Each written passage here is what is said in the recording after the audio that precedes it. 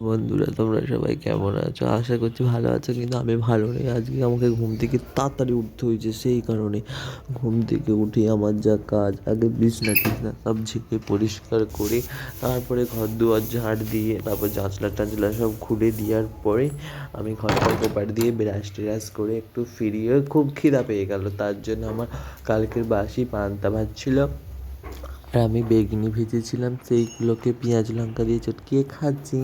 তারপরে খেয়ে দিয়ে আমি বলি রান্নাটা বসিয়ে দিই, বেলা তো হচ্ছে।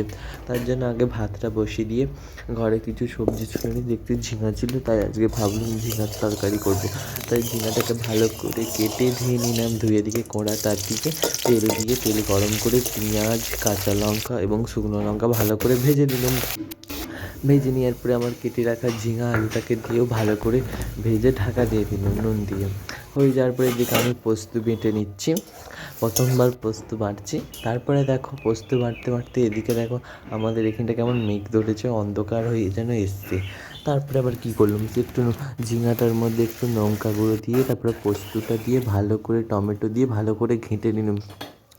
ঘেঁটে অনেকক্ষণ ধরে কষে ভালো করে তরকারিটা করে নামিয়ে নিলাম। দেখো আমার তরকারি কমপ্লিট। তারপরে আমার তক্তপোষটা কেমন অঞ্জুর হয়ে গেছে, বাসন টাসন এটা সেটা এগুলোকে আমি পরিষ্কার করে নিচ্ছি। আনাজ চোপাগুলোকে একটা চিকের মধ্যে সব কিছুকে আমি রেখে জড়ো করে দিচ্ছি। তারপরে কাজ মাজ সেরে একটু বসছিলাম।